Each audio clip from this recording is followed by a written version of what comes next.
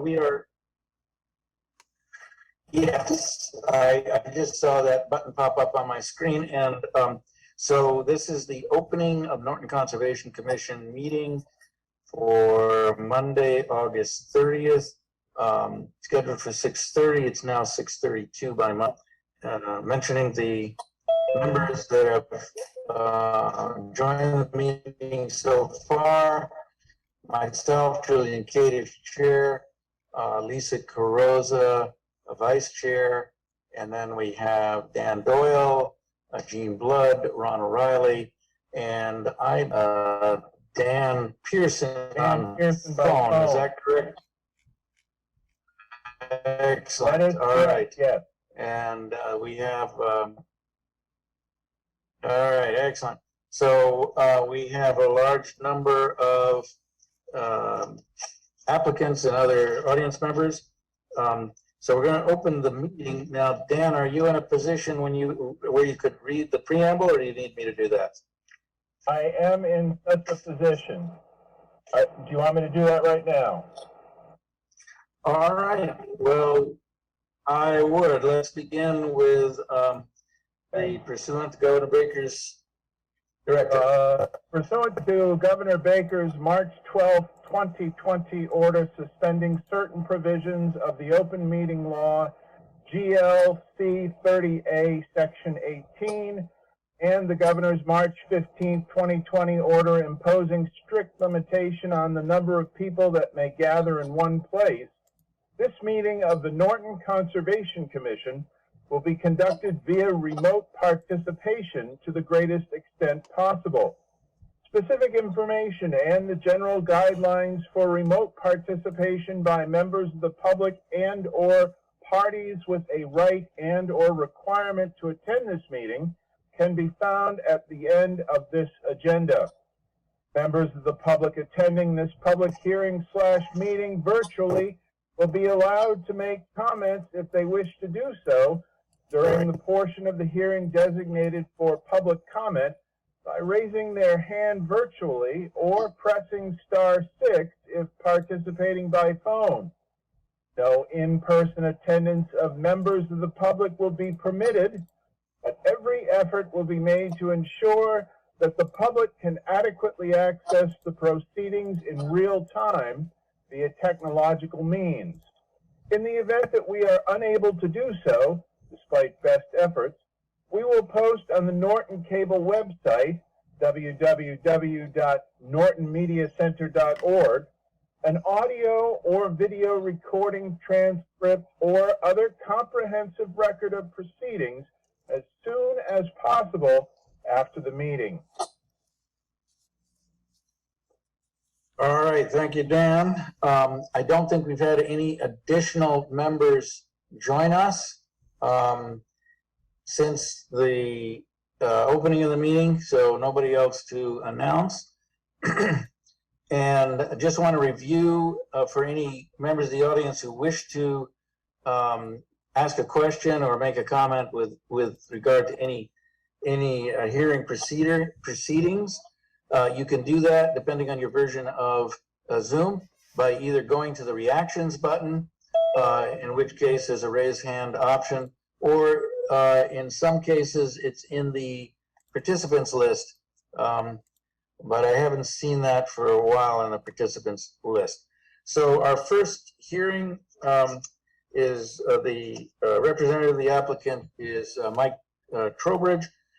This does involve a project on my property, so I will be recusing. And I believe, Lisa, you'll be able to step in and direct the meeting. And I will be available for any questions on specifics if it's if need be. But I'm going to step away and mute. And Lisa, it's all yours.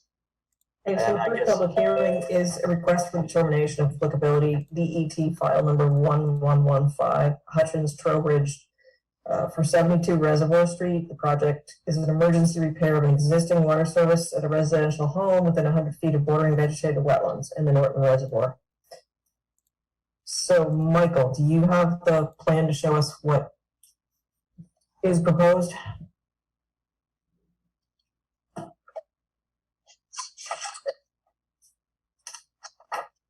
I had actually emailed that with the original submission as a PDF. Yeah, oh, I'm sorry, you probably weren't around when Julian announced at the beginning of the meeting that he did not have the ability to share those files. Okay. Let me see if I can bring I don't have a that. copy of them, so. Yeah, let me see if I can do that. We're going to.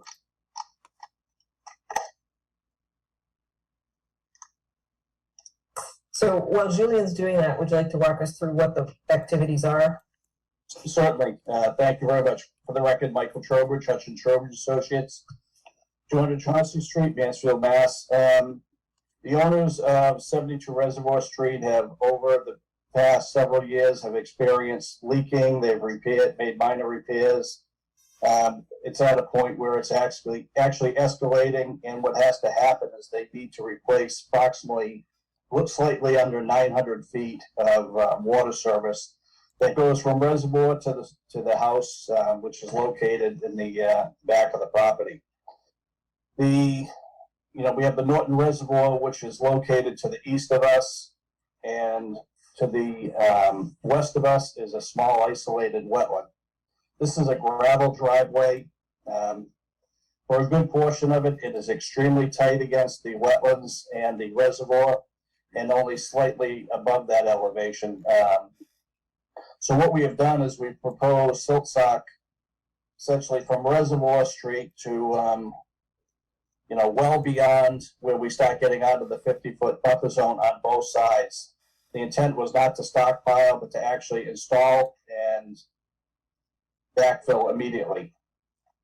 This is something that actually has to get done fairly quickly, especially before winter comes. The leaking on the water services is definitely getting worse in the area of where it actually condenses in on the driveway. We have actually looked at directional drilling to have this, and if that happens, we would not be disturbing anything. At this point, we're just investigating that, and we're not really quite sure if it's going to be cost prohibitive, because that is a great length to go to do that. But this is something that they will be in and out of. We did show a silt sock. A silt bag in the event that they did have to pump anything. They would run it through the silt bag. Yeah, I know it's very tight in there. We've done really the best we could. We do have wetlands on both sides, as I said, so we've really tried to keep that silt sock very tight along the driveway. Well, unfortunately, I have the plan, but I don't know how to connect it to Zoom. Any suggestions on that? It's on a PDF. Have to find a teenager, Julian, or younger than that, even better. Yeah. 5-year-old. I No, you guess. should be able, oh, Julian, so Julian, down the bottom, Yeah. it should say share screen immediately to the left of the record button.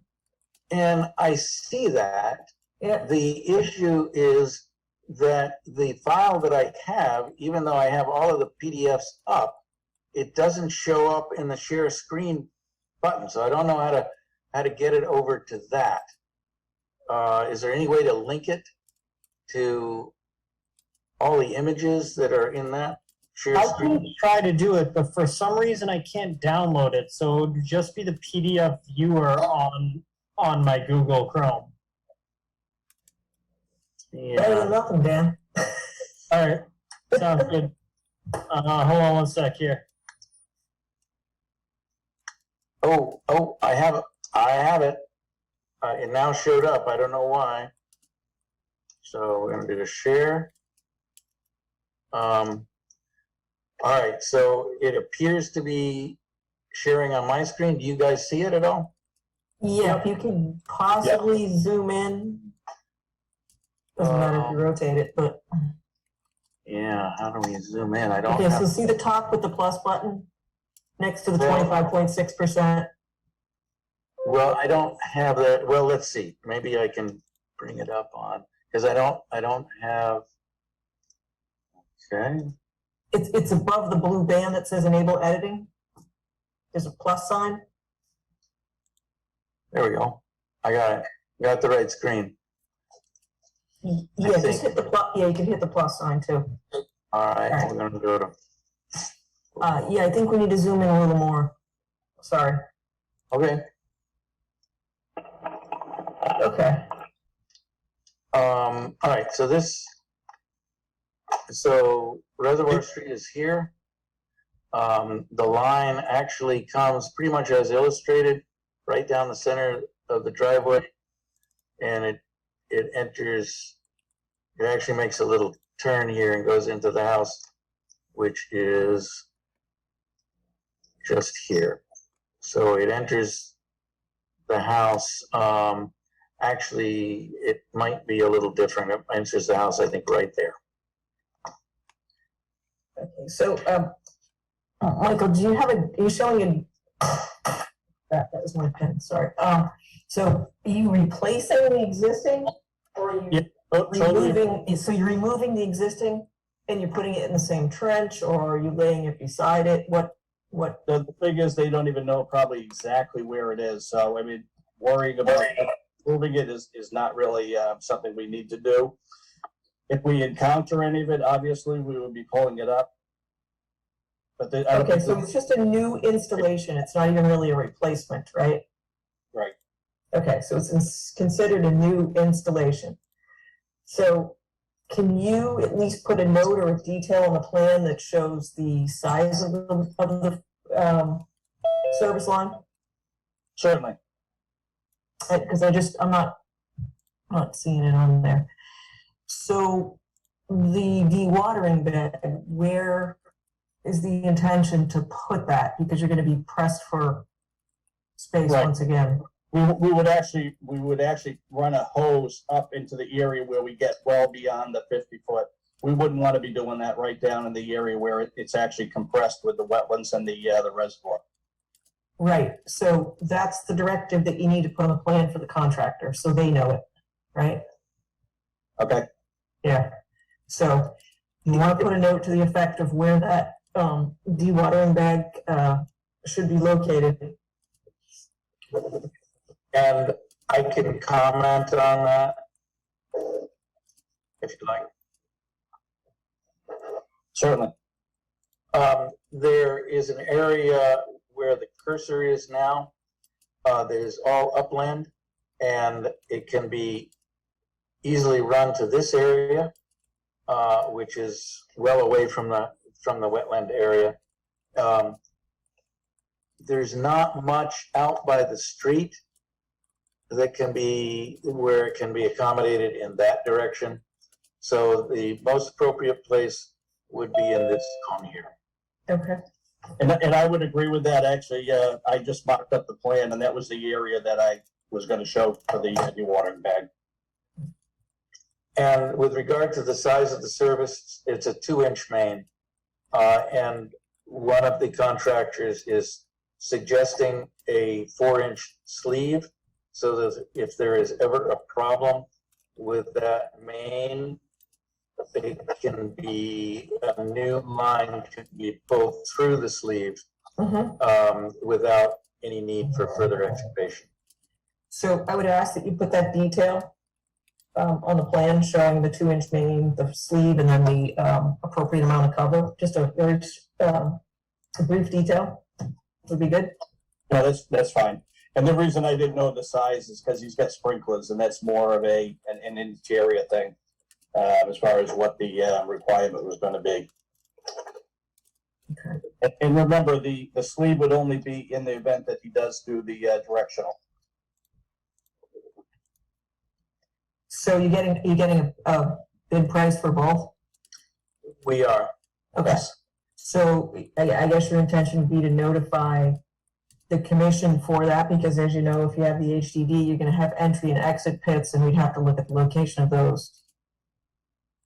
Yes. So do you want to continue I mean, after we take questions, but is your intention to continue it until you get a bid auction for that? I think our intention was to get approval and allow us to go with either option. But you're not really showing all of the impact associated with HTD. If you were to come to me and say, here are the bore entry and exit pits, this is worst case, right? This is where we're gonna stage, then I would approve it for both, but I'm not that's the most invasive. And I don't see that technique on here. So I can't really approve we can't really approve a technique that's not shown. And I don't have any problem with it being continued because we don't have a signed contract with either method. As you may know, contractors are difficult to get these days because of the degree of construction going on. Yep. So we don't have that scheduled for the next 2 weeks. The only hesitation is there is a current leak, and the leak has not broken out. In the past, when there has been a leak, on one occasion, it broke out the side of the road and we lost water completely. In that circumstance, we will need to do an emergency intervention, but I'm Sure. hoping that won't occur. Right. And so the intention is that the only repair be the definitive repair, and it got a little bit mislabeled with regard to emergency repair, and I think the emergency more refers to the urgent need to definitively repair this for reliable water supply, So it's a permanent repair instead of the, without question. okay. So are you agreeable to, I mean, I guess you should show on this plan what worst case is, so we're approving that. But do you expect to get the bids in earlier than 2 weeks? I do. Okay. Okay. So I think we need to see if there's any questions from other commission members. Yeah, just the most important place to put I think it was the watering bag. What was that? Julian said something. Or the most important place to put something. The most appropriate place to put, It's Yes. the dewatering bag. Right, Yeah. and you see it on the plan, there's a break in the stone wall here, and Okay, that is a okay. road leading up to an upland area. So the dewatering bag would be somewhere in this area. So Dan, what you want to put in the minutes is that they'll be showing the location of it in plan view. okay, That's all. thank you. Okay. One more thing. Lisa, you said put the 2-inch main, the sleeve, and the blank on the plan. Is that blank the watering bag? No, the cover over the pipe. We just need a detail. Okay. Yep.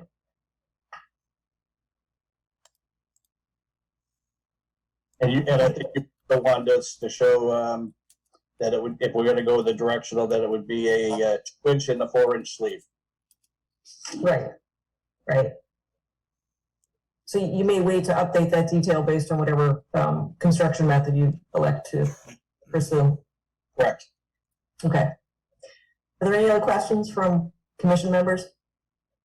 Yeah, Michael's last name. Trowbridge. Dan, it's on the application form. And it's That's on the what I minute, thought. it's on the agenda. And in the last name of the company. Thank you. I was just wondering if we're gonna be doing a site visit or inspection.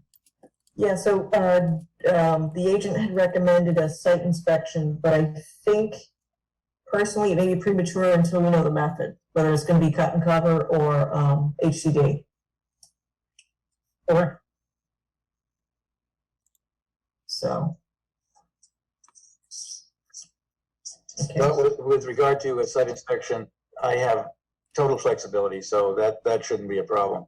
Okay. So are there any questions from the public? Oh, Julian, I can't see the screen. Does anybody have their hand up? Or- Well, I'm looking. Okay.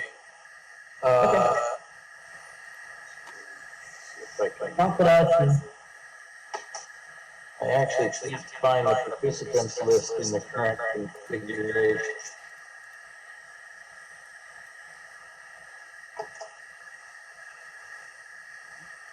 Yeah, I think if you just exit out of that, Next out again. yeah.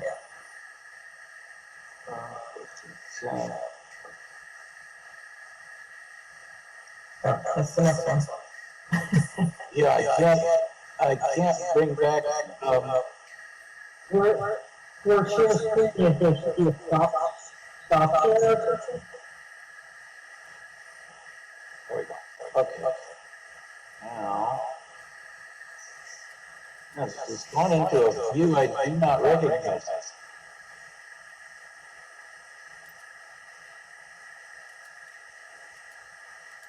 But you could try just minimizing the button that you're on right now. No? Okay. Show small. Because I do not have the usual controls.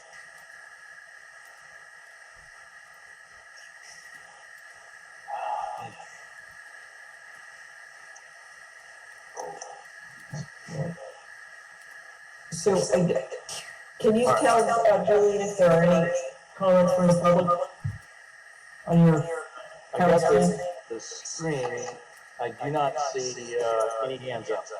Okay. So I will need a motion to continue the public hearing for file DET 1115. Madam Chairman, I'll make a motion to, continue, the, DEP number 1115 Second. to the next meeting, which I guess is, 9/13. Okay, so I had a motion by Dan Pearson, seconded by Dan Doyle. Julian with recusing, Jean, Aye. Ron, Aye. Dan Pearson, Aye. Dan Doyle, and I'll throw in an aye. So, that will be continued to the September 13th, 21st hearing. Thank you very much. Thank you. Thanks. All right. I'm getting a little feedback, but I discovered the reason I don't have the controls is when you share screens, you lose a lot of control. So I can correct it by stopping share. Ron, I believe it's your mic that's giving the feedback. I couldn't understand that, Dan. Say again? I was just saying, I believe it's Ron's mic that's echoing. Oh, Ron, can you put on mute? Because the feedback may be coming from you. There we go. There we go. It's always Ron. All right. We're back on Earth here, it looks like. So our next hearing is a notice of intent file number 250 we don't have a file number yet. Maybe it has come through recently, but it concerns 0 Leonard Street, map 11, 12 for parcels 25, 25-01 and 15. Lisa has to recuse. And I guess one of the issues outstanding is peer review, and I guess planning board is involved with regard to stormwater management. So that is going to be one of our discussion issues. So do we have a representative of the applicant? We do. Good evening, Brandon Carr with Deprete Engineering. I'm here with Don and Jeff O'Neill, the applicants for the project. You want me to just kind of get into the presentation, explain why we're here? I have a short slideshow that I can go through, and then we can get into any questions, or? Yes, and the issue is we have to set you up as a co-host to share a screen, I believe, and I'm not I believe sure. Brandon's already a co-host. Yeah, I think it looks like I have the ability. Can everyone see that? Okay, I saw something briefly go by, so let's see if it shows up.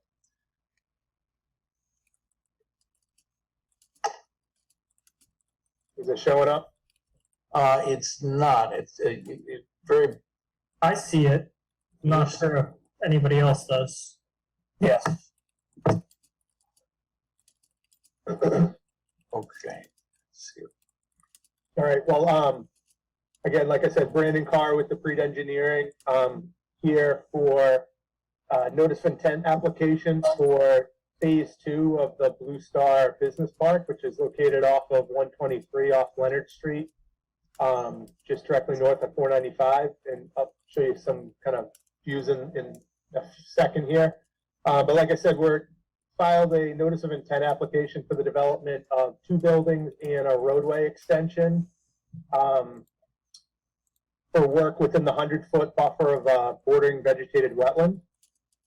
Just to clarify, we're not proposing, as part of this application, there's no floodplain alterations, no new work within the riverfront area, no work within 100 foot of, there's a vernal pool that I'll point out in a minute here, and no work within the 25-foot no disturb setback set by the town bylaw. But just to clarify, so this is where the site is. On the left here, you'll see the 2 big buildings. That's building 4 and 5 of the Blue Star Park that was before you a couple years ago. The red outline is the site we're looking at tonight. And on this site, previously in the spring, the roadway, a portion of the roadway that we show on our plans was already approved with a notice of intent. That had work within the riverfront area, had a couple of wetland crossings, floodplain alterations. That's why I mentioned, as part of this new notice of intent, none of those types of alterations are proposed, but the roadway that was previously approved is an extension off of that. So I just want to clarify that this is a different project. It doesn't have, all that stuff was already approved. We're just picking up kind of where it left off, and you'll see that in a second. But here's just kind of a zoomed in view of that area. So off on the left side of the screen, you can see 123 working its way in up Leonard Street. You have building 4, building 5. On the north side, building 7, which that's the building that's currently under construction now. And then phase 2 is located out here. You can see this field here, and then just south of the field. So it's in this area here. It's basically right, if you're driving down Leonard Street, it's right before Leonard kind of bends to the right. And just an update on kind of the overall project. So phase 1 approvals went through planning and conservation back in 2018, 2019. 2019 to 20 saw the construction of buildings 4 and 5 up front. Building 7, like I said, that construction was begun earlier this year. And then, like I mentioned, the phase 2 roadway, or at least 2/3 of it or so, as what's currently proposed now, was approved through the Conservation Commission earlier this year. So I know everything's kind of zoomed out and hard to see. It is a big project on this, but I do have the plans that I could share. So if there's any particular questions about specific areas, I can bring those up and really zoom in. But I was just going to kind of run through it at a high level and kind of give some representative images of the whole project. And then if there's any questions, I can kind of zero in on certain areas. But this is the existing conditions plan for the site. You can see Leonard Street is off the screen to the left here. The kind of comes through this narrow area here with wetlands on each side. And then this area here, this big kind of upland flat area, is really where we're looking at developing as part of this application. So the northern half here, this is that field you saw on the aerial. So pretty much flat, and then it drops off to the wetlands. There's wetlands to the west, and then there's wetlands to the southeast here. There's residences to the north and to the east. And then on the southern end of the site, this is more wooded, but again, it's relatively flat in there, and then it starts to drop off as it gets down towards the south and towards the east and west, towards the wetlands. The proposed development here. So, like I mentioned, I'll start with the roadway. So this is the roadway that comes in off of Leonard Street, and previously under that previously approved NOI, there was a cul-de-sac right about here, right where we're showing this pond complex G. It was just to the north of this, right in the loading area where this is. So as part of this NOI, basically we're continuing this road alignment to a cul-de-sac down here. And then there's two buildings proposed. There's building 9, which is the larger one up top. Excuse me. That's a 200,000 square foot footprint warehouse and distribution facility. And then building 12 here is a 60,000 square foot warehouse.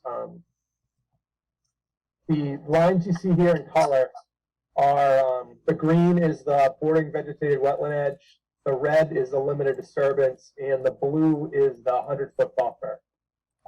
So as like I mentioned, we're staying outside the 25-foot is a small dashed line, if you can see it here.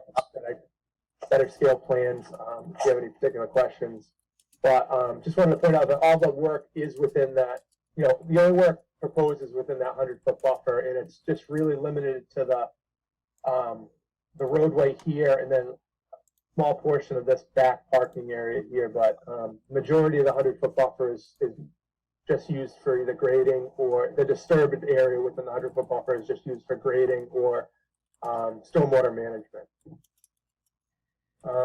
And then total for the site for this portion of the project is about 26 total acres of disturbance. Just to zero in kind of quickly on the site layouts for each of the buildings. Like I said, this is building 9. It's a 200,000 square foot warehouse distribution facility. There's loading docks along the southern side here. This is pretty much all truck loading, and then there's some smaller truck van loading on the right side here. Parking area for the office, sales, and there's a small retail component of this user. And then, so there's about 119 parking spaces proposed here. Then this lot down here that you see is kind of hatched a little bit lighter gray, a crosshatch. This is kind of a future lot, an auxiliary lot that may be used in the future, but the plans are to build it immediately. But we did account for it in all our stormwater design, all our disturbance calculations, things like that. We treat it as if it was being built, but it won't be built with the first kind of phase of this construction. If it's needed later, then that would be constructed. Kind of more planning board items, but there's a fire connection, emergency access connection to Janet Street back here. A reinforced turf fire lane around the building that we coordinated with the fire department on. I think it's kind of public knowledge, but this is proposed to be Yale Appliances, kind of a distribution center. Like I said, they have a small retail, about 14,000 square feet of retail, kind of showroom in this corner of the building, but the majority of it is their warehouse where they package and deliver appliances from. So it would be active during the day. It's not 3 shifts. I think it's 7 to 6. And like I said, the appliances kind of come in, larger trucks come in this area. These docks are more for their delivery vehicles, and then kind of more their parts vehicles, vendors, and then trash compactors and things like that over here. Going to building 12.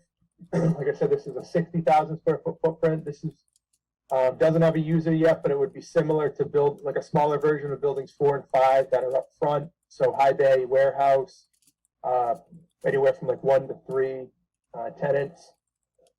You can see the car parking along the front and southern side here, and then loading and trailer storage in the rear. And then I know it's hard to read, but just kind of roughly Stormwater wise, for building 9, well, for the roadway, there's a couple ponds, up along the roadway. For building 9, there's a large infiltration basin in the rear of the building that handles the back half of the building roof and infiltrates it. It's basically just a pretty large flat depression. I think the 100-year storm only ponds to about 6 inches. And that fully infiltrates. All the ponds have been designed to infiltrate in 72 hours as required. And then there's a pond complex down here that handles the parking lot and the loading area and a portion of the building. And there's a small underground infiltration system here that handles just a portion of the roof that we couldn't invert-wise get to one of the other ponds. And I have a zoomed in version of kind of what the pond systems look like in a second here. The site is classified as a local land use with higher potential loading due to the traffic and the truck traffic and just the amount of traffic that the 2 buildings generate. So we have accounted for that in our stormwater design. Building 12, there's a pond at the end of the cul-de-sac here that handles the cul-de-sac and a little bit of the driveway. There's an infiltration basin for the roof, and then there's a large pond complex here that handles the rest of the building and then all the pavement for building 12. This is just a zoomed in version of kind of one of the typical pond systems. For the most part, like I said, other than that small, about maybe 1/6 of the building 9 roof that goes to that underground system, the majority of the site stormwater goes to one of 6 or 7 pond systems that's kind of laid out like this, or it's collected in the parking lot areas with catch basins, deep sump catch basins pumped to a sediment forebay. The smaller ponds, smaller storms, either go through pipes, spill over spillways to a sand filter that treats the water quality storms, treats and infiltrates those. Then the larger storms are overtop into the larger infiltration basins. All the basins have been, we've done a pretty large number, 3 days, I think about 30 to 40 test holes out there across the site. The soils, for the most part, are pretty advantageous for infiltration. There are some areas of higher groundwater, which kind of drove up some of our ponds, but we do have the required separation on all our ponds. The whole system meets, all DEP mass stormwater standards in the town of Norton, stormwater regulations and wetland bylaw. We meet the required recharge, water quality, and peak mitigation across the site. But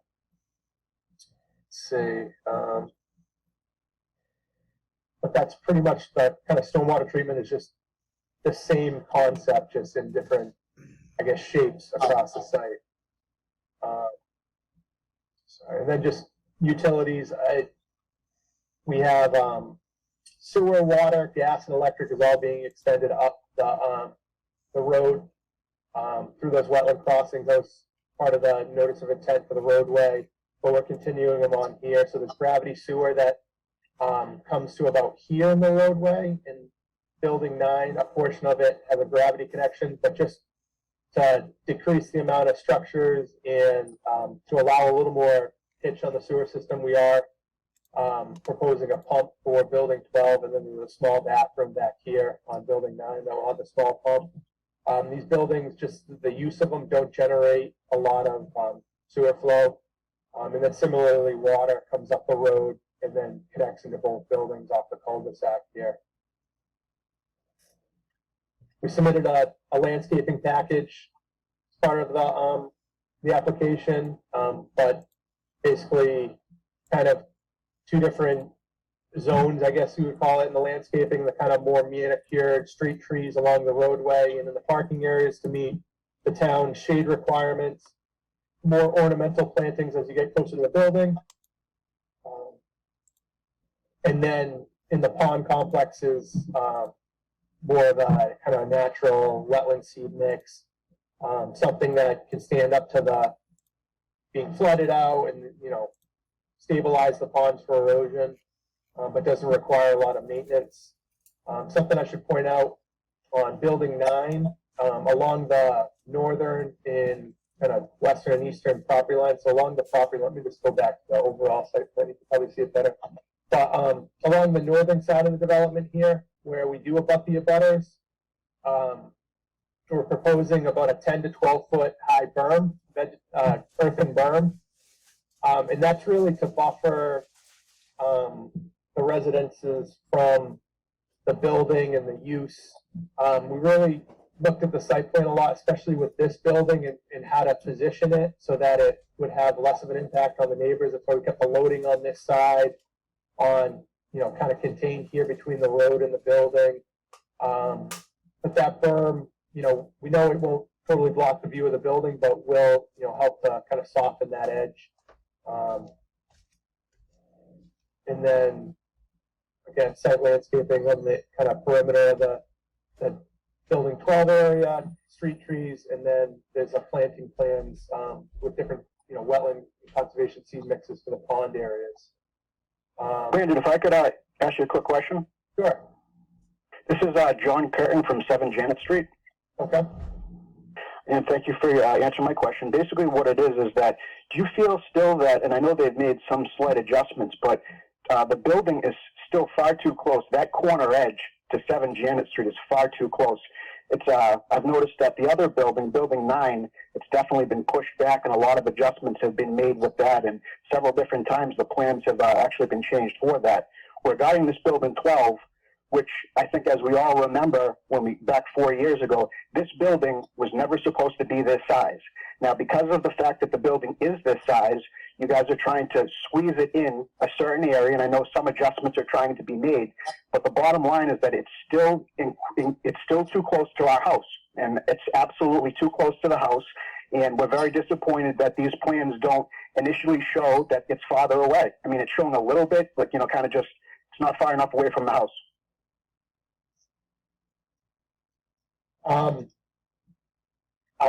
We meet all the required setbacks and the zoning setbacks. We have, you know, we feel positioned the building and kind of kept the more active sides away from the abutters. But we do, you know, meet the height requirements, the 100-foot residential setback from the rear property lines, any residential use. I think he was talking about building 9 is the larger one. Right, that's right. Now, let me ask you a question. As we had actually discussed at one of the last meetings, why can't the building, if you guys are so gun set and the town has to have the building this size, why can't it be shifted so that it's farther away from 7 Janet Street and away from the cul-de-sac? Due to the loading requirements on this side, the building is located where it needs to be to meet the function of the proposed user. If we shifted it any further away from the residences, it would reduce the amount of loading and the maneuverability for vehicles on this side, on the southern side of the building where the kind of loading activities happen. Let me ask you this question, Brandon. Can it be done, is it possible in any way, shape, or form, and even if things have to be moved around and it's going to cost money and things are going to have to be shifted, can that building be moved away from that residence?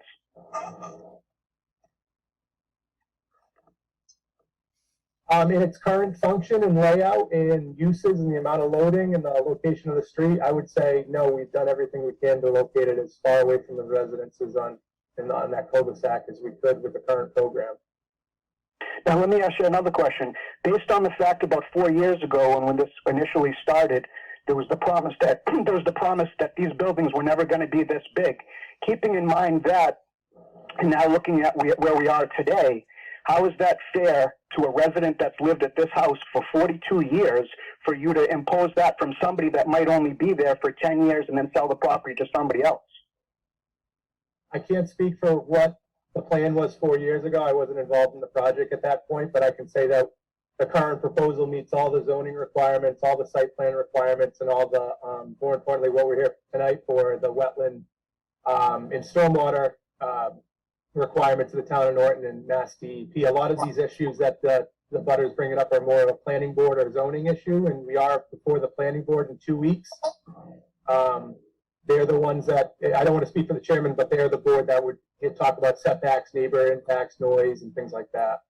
And Yes, that's what I was just gonna say as well. Like these do seem like more planning board questions and something that they'd be interested in zoning board. Yes, this is, if I could just interject, these are issues, our overview is restricted to the Wetland Protection Act only, and with regard, I mean,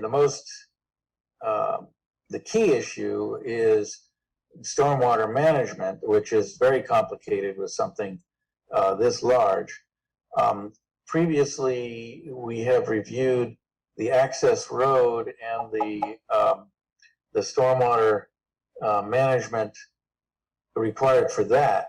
So with regard to the setbacks and placement of building, and this is not something the Wetlands Protection Act can address. So I think those issues need to be brought up at either zoning or planning. I understand. Thank you. So, can I ask a question? My name's Brian Gallagher. Okay. I'm a butter. I recently bought 0 Carlton, which was a construction easement. And I also bought 3 Carlton, which abuts the construction easement in April, under the assumption from the realtors and the owner that this land was landlocked and it was a construction remnant. So I kind of feel like it's bait and switch, but I'll limit my questions to environmental and conservation impact. You mentioned, I think Brandon is your name, a 10 to 12 foot berm that is being construction. Is that committed in the project, or is that something that can change, you know, when we get to another conservation meeting? Is that a commitment from the construction company and the engineering company that this berm is going to be constructed? Is that a hard commitment? Yes, Mr. Chair, it's on the proposed plan, so if this plan was approved by the board and by the planning board, it would have to be constructed as part of the project. But we are proposing it as part of the project. Okay, and what notifications will be sent to the abutters if that changes? Well, let me just clarify. This is part of the review process with regard to that structure and all of the calculations that when the presenter noted that this is a very large structure and it will fill only to about 6 to 8 inches with anticipated storms, that is part of the review that is going to be required by a peer reviewer because it's beyond what commission members feel comfortable assessing without professional help. And so once that review is complete and a peer review firm certifies that, yes, all of the functions that are being presented as working will in fact work, then that becomes an absolute part of the plan. And you know, construction won't deviate, and it has to be certified to be built according to the plan. And the stormwater and runoff, it's calculated for both the construction property and the abutters? When you say the abutters, I'm not sure I understand what you mean. So in the calculation of stormwater drainage, yeah, and the 10 to 12 foot berm, are they factoring in the runoff that comes on the downside of the berm onto the abutters' properties? Because automatically you create, you know, the potential for water to flow into abutters' properties as a result of that. Has that been calculated? I'll let Brandon address that. Yes, that's all part of the stormwater analysis in our stormwater report that we submitted, that, as the chair said, would be peer reviewed.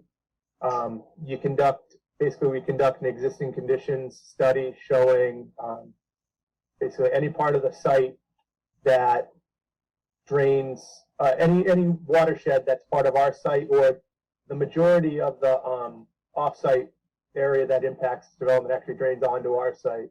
There's some little small portions of the abutters to the north, but all that's kind of, you map that out as your existing watershed to your site. And then you have to look within the same limits and document what you're building, and changes in cover type, changes in grading, things like that, and show that there's not an increase to any of those off-site design points is what Okay. they're called. All right, That's all so part of the analysis. so that factors into abutting neighbors that may have pools and drain water that can affect their personal property. Is that true? Correct. All that different, if the backside of the berm is factored into that, so we have to show that there's no more water running off our site under developed conditions as would be currently running off under undeveloped conditions. Okay, and I have just two more questions. What is the height plan for building, for these two buildings? Both buildings would be about 40 feet tall, which is, to give you a sense of scale, is similar to the other two buildings, part of the Blue Star development, buildings 4 and 5. Okay, and is there any, reason I ask is across my left shoulder, you'll see a building right there in the future. Is there any plans to put evergreens on top of the berm behind Building 9?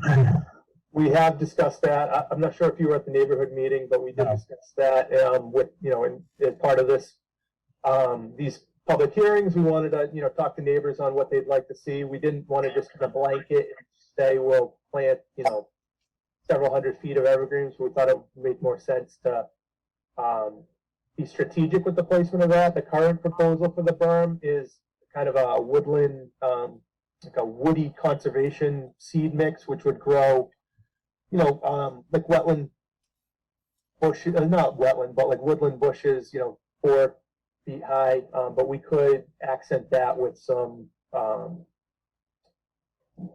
thicker vegetation, more evergreen vegetation at the top of the berm in certain spots. And how would, how would the abutting neighbors have input in that, or it's a done deal already?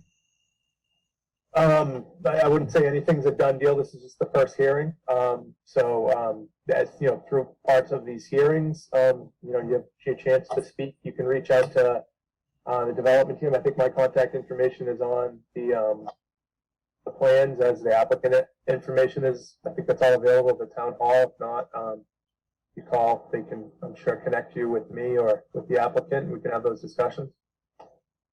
Brandon, a quick question. John Curtin, 7 Janet Street again. How much space is there going to be between the berm and the property line? Mr. Chair, do you want to continue with public comment, or did you want me to finish? Or, I'm happy to answer the question. I don't want to be cutting you off. Questions. Yeah, you're right. We've gotten a little off track, but I just wanted to ask, are you, the recommendations for the plantings, I assume professional horticultural resources have been involved with suggestions. I mean, this is not necessarily something that can be done right off the top of your head. Is that correct? Yeah, we have wetland scientists, or we have a landscape architect that worked on the project that did the planting plan, so we can consult with them and kind of get their opinion on what was the address again, Mr. Gallagher, just so I can look it up and we can kind of see what area of the berm we're talking about. Yeah, can you hear me? It's 0 Carlton and 3 Carlton. Okay. So it's that thin strip in the back left corner, which is 12,000 square feet, and then the residence is number 3 Carlton Drive. Okay. All right. So at this point, I think we're going to try to get back on track and allow the applicant's representative to complete their presentation, and then commission members will be asking questions, and then we can open it up to the audience if you have additional questions. So, Brandon, why don't you proceed? Yeah, I was pretty much near the end, just to, talk about the berm, and one of the last questions I heard, this plan probably shows the berm better than anything. So, the berm itself, it's, like I said, we basically kept the top of the berm flat. So it varies. This area of the site is fairly flat as it exists today, but it varies from about 10 to 12 feet in height. 3-to-1 side slopes, which is a typical, stabilized slope for something, any type of slope. The foot of the berm is approximately 10 to 15 feet off the bottom, off the property line. They're pretty much, the site, our site on this side here, the vegetation line is pretty much the property line. So there are, any trees that are in the backyards, obviously off our site would remain, but there shouldn't be much tree clearing for the abutters because, like I said, that field out front of our site pretty much goes to the property line. But that berm, I think there was a cross section, kind of just to give you, it's about an 8 foot wide at the top, 2-to-1 side slope. Sorry, I misspoke before, and then this kind of shows that large infiltration basin I was speaking about for the roof and for this back area. And then the last thing I had was I just wanted to mention, we don't need to review it, but as part of our plan set, we did provide a full construction period erosion and sediment control and construction plan detailing, limits of work, perimeter erosion control, sediment basin size, sediment trap size, adequate size of stockpile areas. There's an accompanying about, I think, 70 to 80 page report, a SWIP or soil erosion control plan that was part of the package. We submitted a stormwater operation and maintenance plans for the the SWIP covers the construction periods, and then the operation and maintenance plans covers the post-construction operation and maintenance of the stormwater system. And a notice of intent report with the required applications, notifications, and just some documentation on impacts to the how we mitigated impacts to the different wetland resources around the site. But that pretty much, I think, covers my presentation. Like I said, I have the full plan set. I have all the materials, so if there are any real specific questions about anything, I can bring them up on screen and speak to them. Otherwise, the board or any members of the public, obviously have questions. We're here to discuss that tonight. So you mentioned that you would be potentially using a woody plant seed mix for stabilization of that slope, but also intermittent trees, whether they be evergreens or others, that would potentially add height as a screen. So the berm itself is about 20 feet. Is that correct? 10 feet. Oh, it's 10 feet. Okay. But you could choose plantings that would potentially have the possibility of obscuring the building completely. Does that sound reasonable or not? Completely might not. I don't want to commit to that just because, the building is 40 feet high. But I mean, you could, there's an 8 foot, like I said, the top of that berm is 8 feet in width. You could easily fit, a staggered row, two to three rows of a really thick, quick growing. Everybody says arborvitaes, but there's other species that kind of work better and aren't eaten by deer typically. Yeah. So something kind of, that's what everybody pictures in their head. So that's what everybody says, but an evergreen that will stay full throughout the year. And they have some fast growing varieties that grow, up to a couple feet a year. So you could get something in there that's, 6 to 8 feet at planting, and within a few years have 15 feet of vegetation on top of that 10-foot berm. And, where you are looking from a distance, kind of, figure the angle, would obscure most of the building and kind of soften that. We also thought the berm would be really not just a visual barrier, but block some of the sound, but also kind of serve as a I don't want to say security, but a kind of a physical barrier between the uses to kind of separate them. Especially with like, once it grows in with the vegetation, kind of, really creates a buffer to the use instead of just having the field that's there now and then a building kind of coming out of that field. All right, so members of the commission, any question among members of the commission? And if not, go to the participants list and see if we have people with their hand up. And I'm just going to review again. To raise your hand, I think you go to the reactions button on this version of Zoom, and there's a hand raising option. It also shows up on screen. I don't see any hands up on screen. So There is one. oh yes, there is one. Okay, Enrique Nieves, if you can just you're unmuted. Go ahead with your question. Yes, hi. Good evening. So I'm Enrique Nieves. I'm the owner of 109 Bird Street. I just bought this house like a year ago, and my question is, there's a wetland right next to my house, 109 Bird Street. It's between 109 Bird Street and 119. So my question is, what is the plan for that specific wetland? I'm just going to comment in general, if it's a wetland, it has to be left untouched.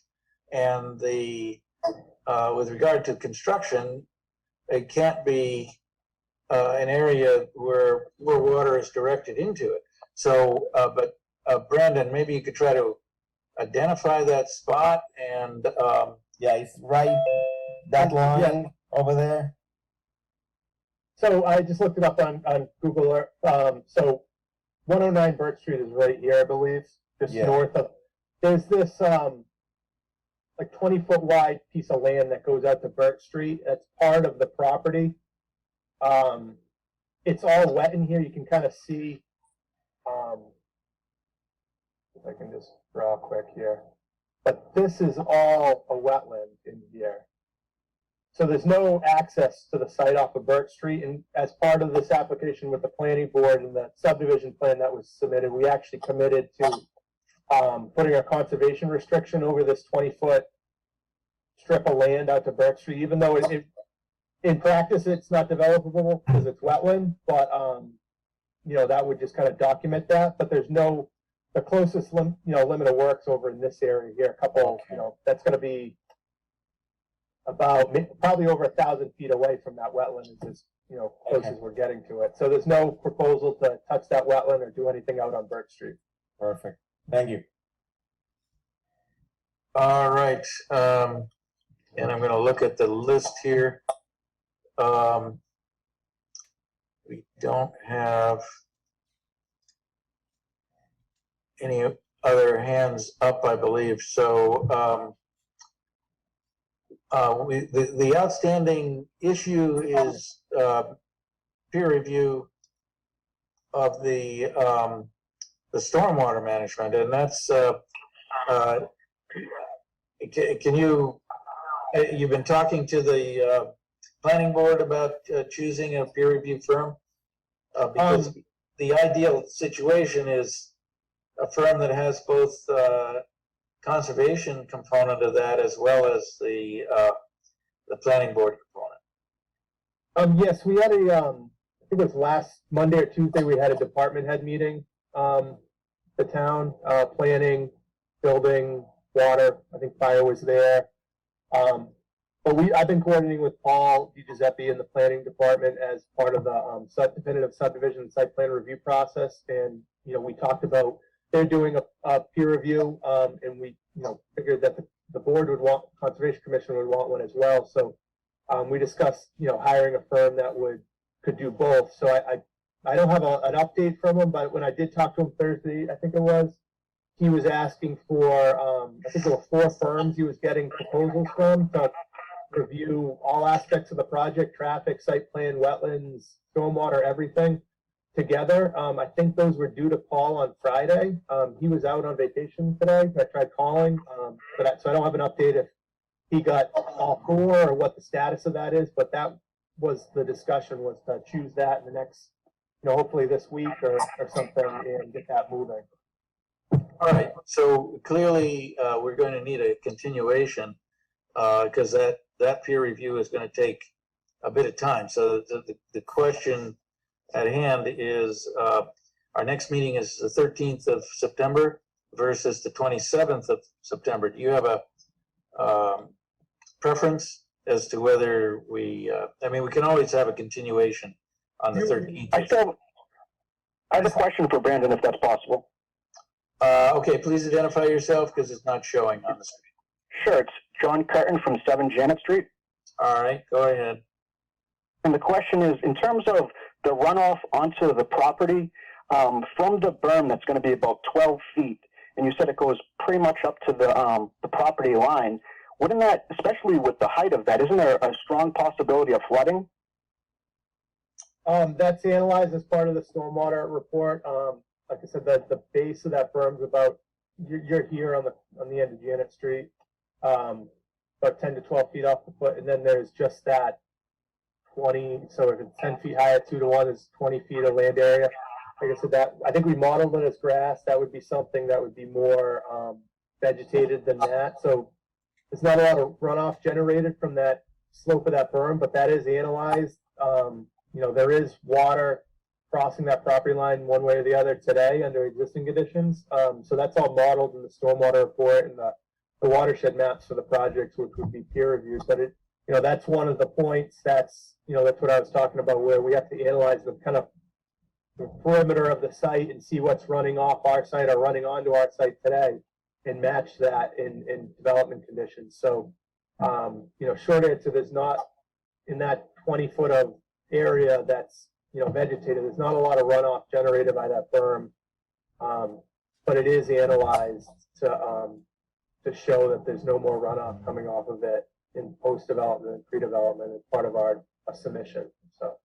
So for example, if we would have a heavy storm, it's about just 20 feet in terms of before it would start to come onto the other property for flooding, though, right? Well, let me just comment. Right now, that is, as I understand it, a grass-covered field. Is that correct? Yeah. Correct. So, and what is being proposed is a more heavily vegetated planting, which really, as it develops in terms of developing leaf litter and all of that, it really holds even heavy inflows of rain much better than grass. So I think if anything, you're going to see a reduction in direct runoff onto the land and more of the absorption of heavy rain into the soil. So I think this is actually going to wind up adjacent to your property, an improvement with regard to the potential for flooding. Thank you. Maybe others can comment on that if they'd like. So, Yeah, it would, the cover type is definitely something, under proposed condition, something that would be, generate less runoff than a grass field. I did say this to be conservative. We did analyze it as grass so that we were kind of, adding a little bit of conservativeness to the model, but that is, the runoff from that berm to that property line is analyzed in our stormwater calculation. All right, it looks like Dan Doyle, you have your hand up? Yeah, I just wanted to clarify and confirm that the Conservation Commission, is going to be involved in choosing the peer reviewer, not just the planning board, correct? Oh, yes. Okay. I have a question. I don't know if you can see my hand. Let's see. Well, first identify yourself and go ahead. Brian Gallagher again. Okay. So back, Brandon, to the question of the building height, the 40 feet, does that include HVAC units on top of the building? So the 40 feet is to the building, just the exterior wall of the building. Any HVAC equipment would be on top of that. That's HVAC's not, so when I say 40 feet, that's kind of what the building well, that's what the building code defines as the height of a building. Any appurtenances above that, there were antennas, but HVAC systems would be on top of that. But we have, we've located all the HVAC systems on the front kind of edge of the building to keep them as far away noise-wise and height-wise from the neighbors. So they'd be up on the loading dock side of that. So we're discussing it today. We'd be looking at a kind of a smaller scale HVAC system, multiple units instead of, one or two large units. So they'd be diminished in height for that way too, but they would be located up in the front of the building and just at the angle that, I think you said you were back here. Yep. They wouldn't be visible from that. And, and then there's a generator associated with the project, but that's, again, we located that down here on this corner, with the building in between that and any neighbors. We're trying to kind of keep the mechanical and the activity of the building as much on the south side and away from those residences as we could. Okay. And then just two quick questions. One is, I know it all depends, but what's the current target for phase 2 construction start? So ideally, if we got our approvals this fall, we would start cutting in the roadway this fall. Like I said, the roadway to here is already approved through conservation. So the roadway, construction would start this fall with, I believe, hopefully the building 9, like I said, has a user, so they're ready to go, starting, early next year. Okay. And then the last question is, what's the process for a butter review going forward? I mean, what's our opportunity as a butters to be involved in the meetings with the town? I know this is conservation, but what's Right. the target? Yes, well, you will need to be aware, because this is not going to be re-advertised at this point, but we will announce at every meeting when this will come up on our agenda. And also you can, the agenda is posted at Town Hall, so you can always either call conservation or go to Town Hall and look at the agenda.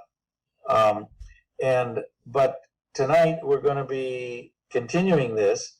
Now, I think every board that is involved, whether it be planning, etc., also have public hearing processes. So you would participate either remotely or in person. I guess, I don't know if all of the boards are operating remotely at this point. Okay. I received certified mail. Is that the process? That's the process of the initial hearing. Okay. You won't get another mailed notice of the hearing, and it will be announced during the meetings, or it will be posted in the agendas. And you can always call the conservation office to ask if it's not convenient to come into Town Hall. Okay, and then similarly on the planning board and other reviews that Dupreet has to go through? Exactly. Okay, all right, thank you. All right, so I think we can consider, well, first, Brandon, what is your preference with regard to your being on the next agenda? Is it the 13th or the 27th of September or other? Agreement, and so, yeah, I would say that we shoot for the 13th, and we continue from there, we continue. I was just going to say that I was going to say we probably would want to come back after the peer review is completed, but not knowing the timing of that, could we just continue to the 13th, and then we can always reach out and continue at that hearing.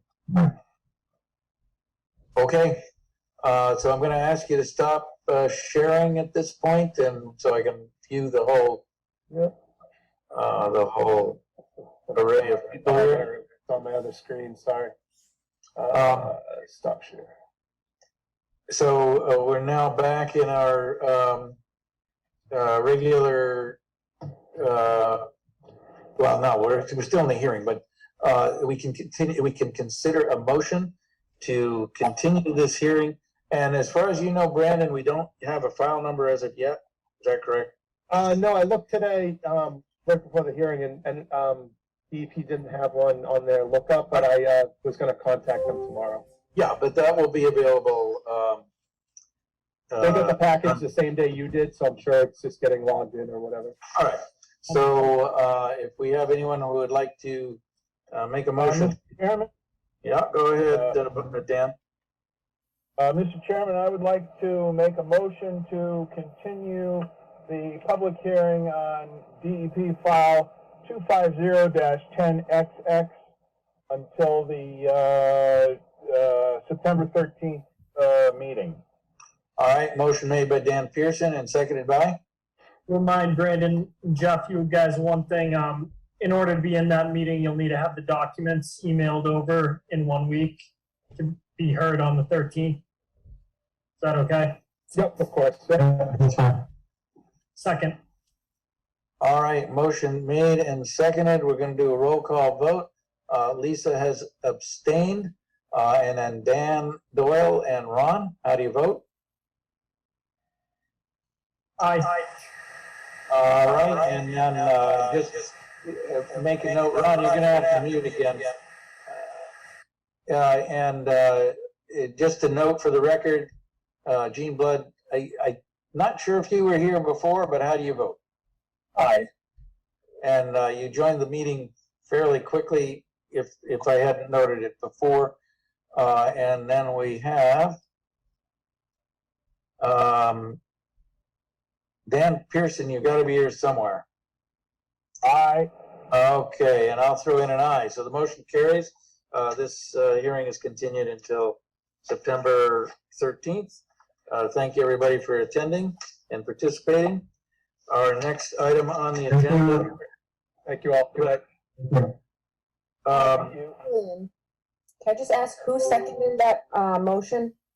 Yes, it was Dan Doyle seconded it, and it was made by Dan Pearson, I believe.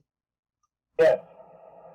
All right, so our next item on the agenda is an abbreviated notice of area delineation, DEP file number 250-1081 for DeSuco AZA Realty Trust concerning 0 Barrels Street.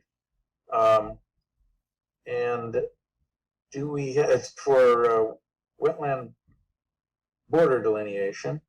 Do we have a representative of the applicant? Yes, my name is Ron Stroessel from Oxbow Associates. All right, go ahead. Hi, everybody. My name is Ron Stroessel from Oxbow Associates. I'm representing David Levy, who's also on the call, of DeSuco AZA Realty Trust, the owner of the property. It's about a 24-acre lot off of, do you guys want me to share my screen so you can see the? That would be excellent. Yeah, hold on. I don't know if I can. Yeah, I think you have to be. Oh, I got it. Here we go. There we go. Let me just, well, I just have to move you guys around for a second. So here's the 24-acre property off of Barrow Street, located on the south. There's a couple, 5 wetland series that I flagged on the site between April 7th and April 9th of this year. I flagged the wetlands based off of topography, vegetation, and hydrology, including some surface indicators, standing water, buttress roots, etc. I understand it right now that this has already been decided that it's going to go to peer review by Ecotech. So I'll just give you a quick overview of the resource areas themselves. I'm going to move this to the second page because it zooms in, but this kind of gives you a quick overview. The A wetland is located down here. or I'm calling it an A-B wetland because the southern edge is flagged A and the northern edge is flagged with a B series. The B series winds up and around and kind of forms this island of upland here. And it forms the southern boundary of this BBW, which I'm calling the BC series. So the C series follows this northern edge of this centrally located bordering vegetated wetland, and then there's an E series that runs along this western side and wraps around all the way to the north. I'm just going to give you a quick overview of the A series here. So this A-B series that's adjacent to the road captures runoff from the road itself and from this neighboring property. The topography slopes generally this way east, so this swale drains into an intermittent stream that actually meets at a culvert right here, and it flows underneath Barrow Street down to the southwest. It converges with another intermittent stream that runs under the driveway of the neighboring property here, and it combines with this. It was a dry ditch when I observed it. That was it's clearly a handmade ditch that was built historically. So this B wetland obviously follows the northern edge, but it follows the western edge of this ditch, which runs between these two wetland systems, which connects them together. There's evidence around B17 here that there's a sluice actually installed, like with a stone. So I was talking to the neighbors here while I was out there, and they indicated to me that this used to be a historic cranberry bog. So I guess they dammed up if this was a flowing stream, it was dammed up at some point, but water used to flow down through this channel and under Barrow Street through the existing culvert. The B series forms the southern border here, and the C series follows the northern edge of the central wetland. There's the way this wetland forms is offsite to the east here is a bunch of rivulets and kind of surface flow that runs westward. Eventually, this entire wetland drains right around this property corner, this little jog in the property line. It ends up flowing out of like a 1 foot wide stream offsite into another BBW. So I flagged the southern edge here, the northern edge, using, mostly on this northern edge, it's basically topography. There's a steep drop off. I was told by these neighbors that there was some historical violations, I guess, in here that had been dealt with the town, but it left a bunch of very deep channels that almost make an L shape in here. They're not shown on the plan. You might be able to see them on an ortho image, but they basically start around here, and there's a channel. It's about 10 feet wide, and it comes out this way, and it helps drain the wetland this way. So you have surface runoff collecting into deeper wetland channels that eventually flow off out of the property to the west.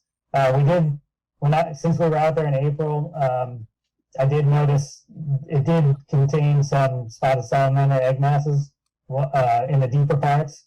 I didn't have a dip net or my waders to go in and check it out, but I could see some from the surface. So maybe it's a potential vernal pool. Along this, I'll start with the wetland E.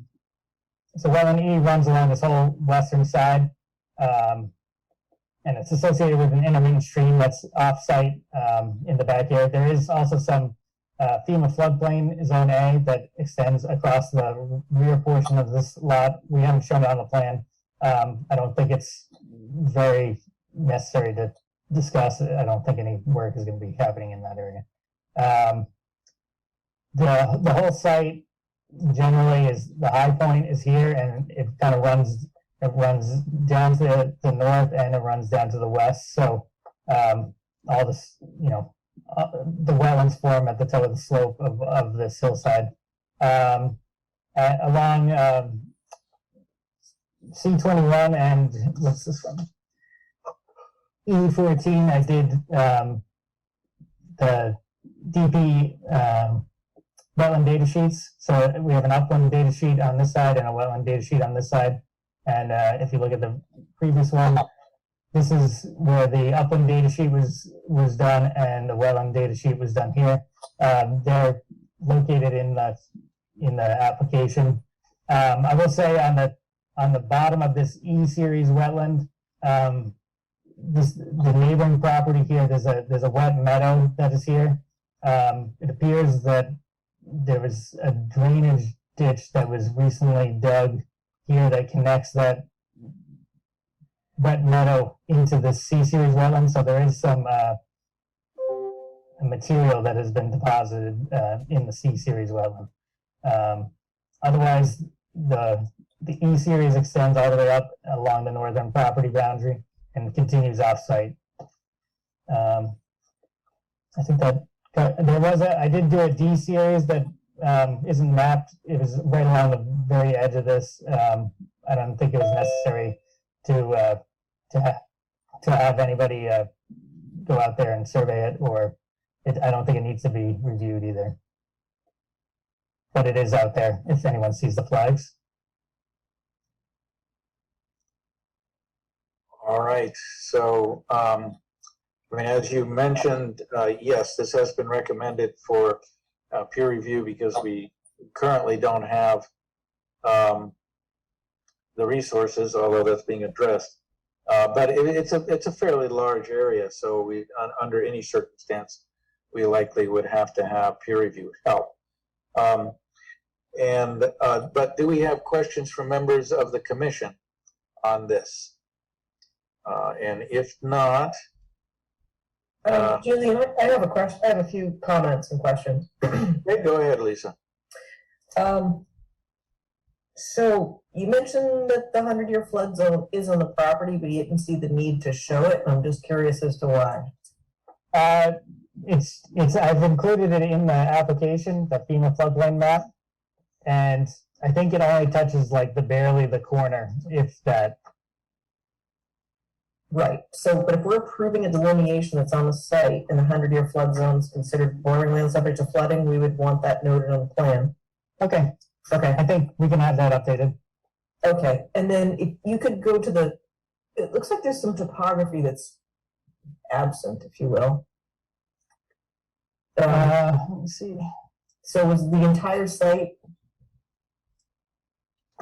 Oh, yeah. So what happens in that northeast corner? Over here? Yeah. As far as I know, I think that the applicant was in touch with the engineering firms, and it was going to be a significantly higher cost to have the entire site topo surveyed. I'm not exactly sure of the specifics. Okay, so when you investigated the wetlands, did you look at that area? Oh yeah, I transected the entire site. So they only flagged the areas that I ended up flagging as wetlands. This is actually the high point of the property. Let me see if I can. Okay, so I guess This area is the high point of the property, Okay. and everything slopes down this way or this way. So I understand this is just an ANRAD, but just so the applicant understands this, that if you come before us for the next step, whatever's proposed here, we will need the topo there. If you're going to be altering or adjusting the grades and stormwater enters the equation, you will need topo. I just want you to keep that in mind. And then do you plan on certifying the vernal pool? I would have to check with the applicant first. It would involve going back, next year and trying to observe whether it actually can produce viable offspring. This year, it probably did because it rained so much in July that it probably kept everything wet. But that doesn't mean it does every year. We'd have to do a study of that. Okay, So for now, we should probably note that it's potential. Yeah. On the plans. And then if we could go to the property line where you mentioned, wetland series D, does that fall within the property or is it on the abutting property? Because if it's on the property, we're basically approving the delineation of the wetlands on the property, so we would want to see the D series. Okay. I don't think that's it. We're approving the wetland in its entirety, right? All resource areas on the site, so we need to see all the flags that were placed if it's on the property, and as well as the flood zone in the PVP. So I'd encourage you to show it all. I'm sorry, Lisa, you just said something that sounded to me like PVC. Oh, PVP, Dan, potential vernal pool. Okay, oh, okay, thank you. Yeah.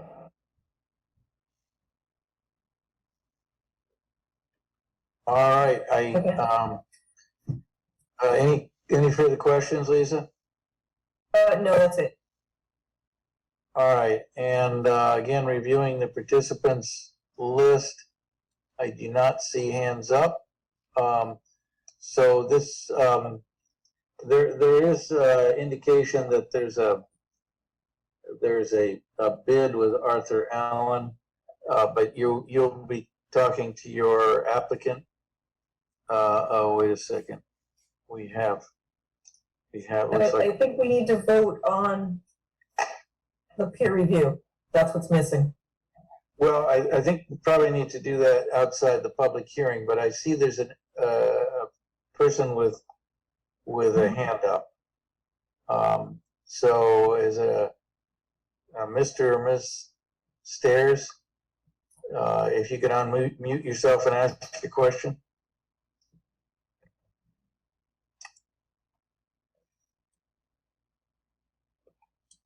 You unmute yourself in the bottom left corner of your screen. Yeah, I might be able to unmute. Oh, I'll ask you to unmute. Okay. While we're doing that, apologies. Ron, your last name was? Stroessel. Yeah, I can spell that for you. It's STROHSAHL.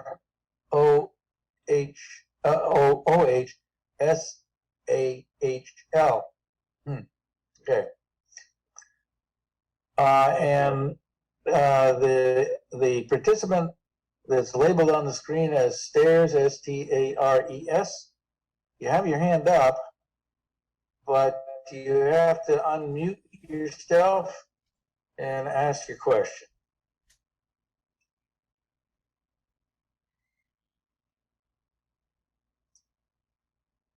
And I'm not sure if that hand up is a mistake or not, but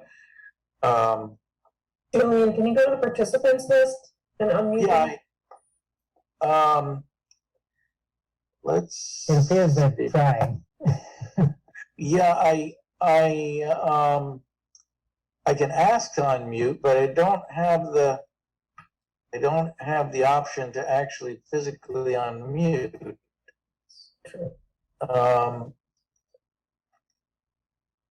But beforehand, ask to unmute.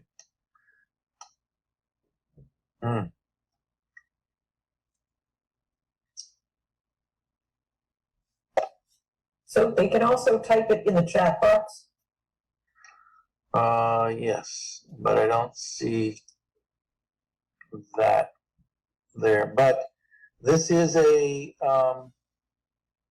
hearing that's going to be continued, so there will be additional opportunities, and this is, we're going to see if they can succeed. Oh, it looks like they lowered their hand. So, Okay. all right. Julie, So- just procedurally, we do need to make a public vote we need to take a vote to allow this to go to peer review. Do we need a motion for that? Or do Yes, we do. So we do this within the public hearing process? Absolutely. So if the applicant we have to take a vote that tells them that the project will be subject to a peer review.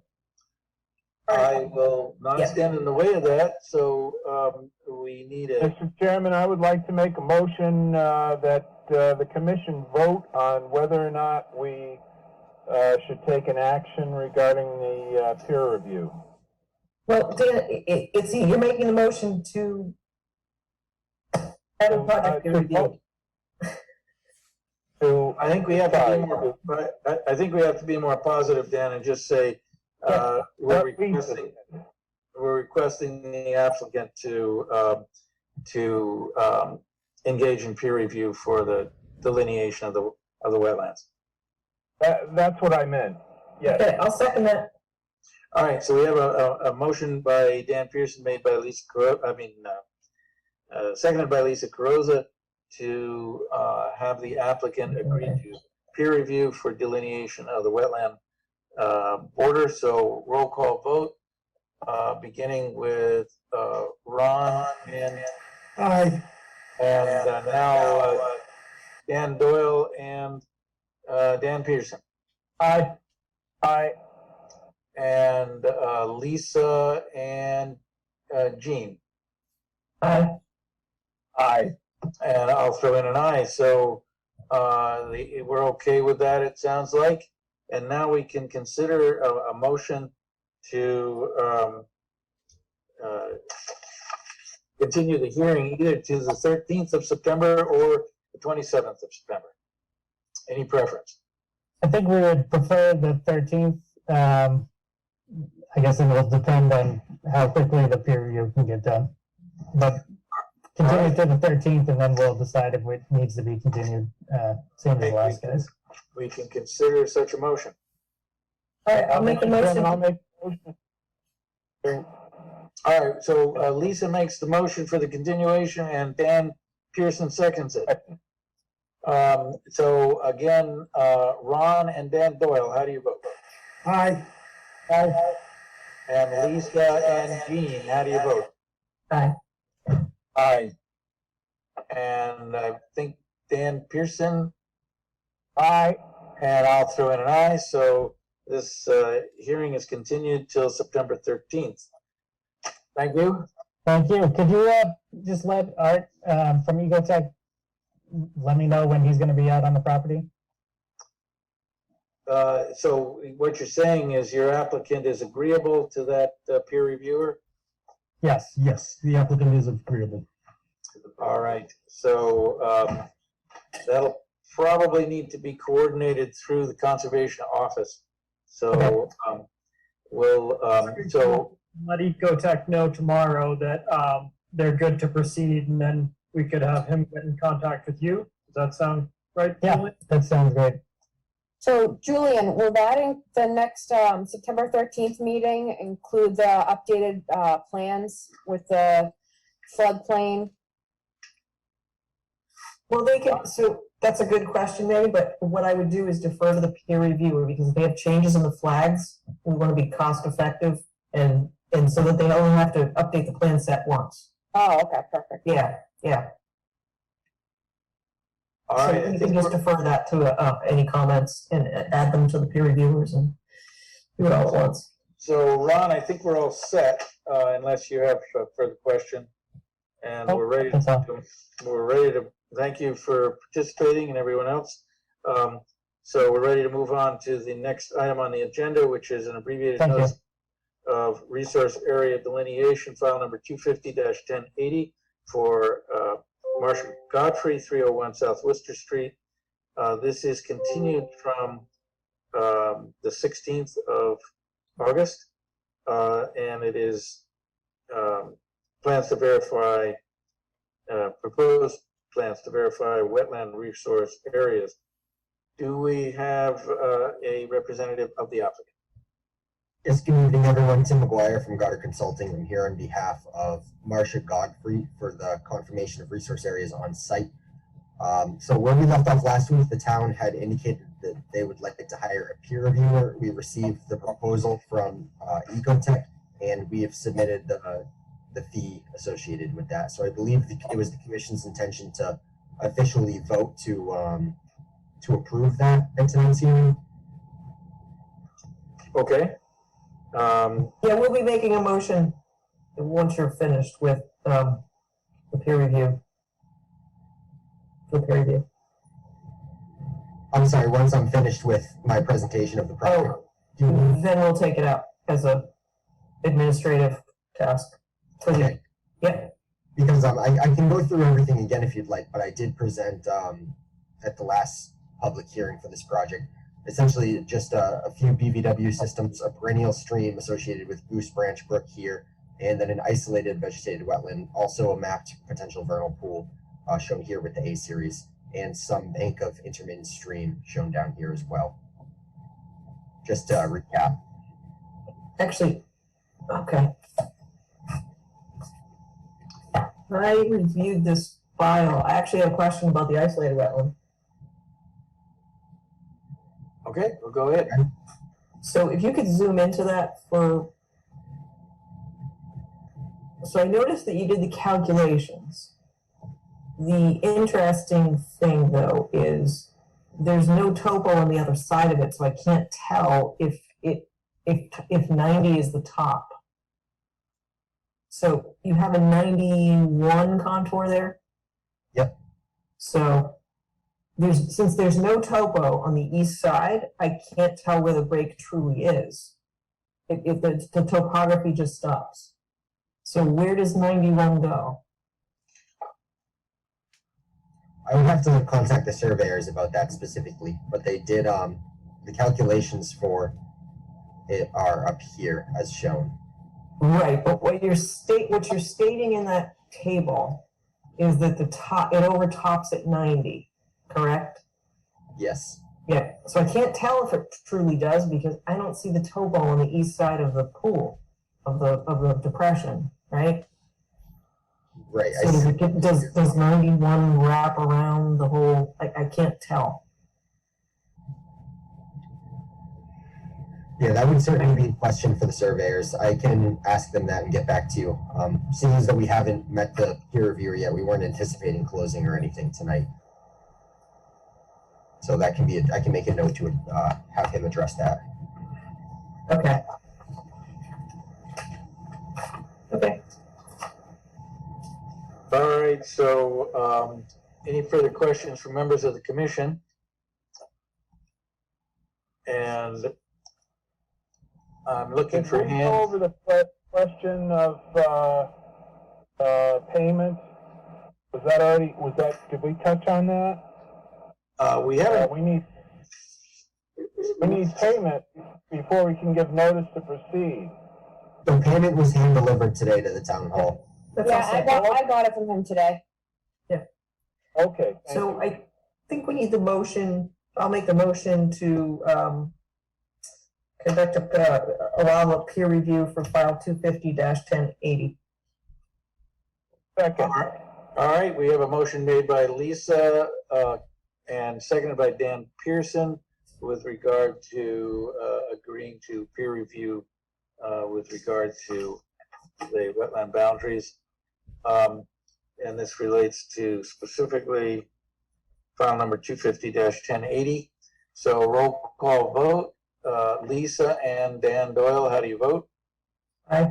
Aye. Ron and Jean. Aye. All right, thank you very much. When is the next hearing for this? Well, we have to continue it. it. Hang on just 1 second. Jean, I didn't hear your vote on accepting the peer review. He doesn't get a vote, it's just us. Jean Blood? Aye.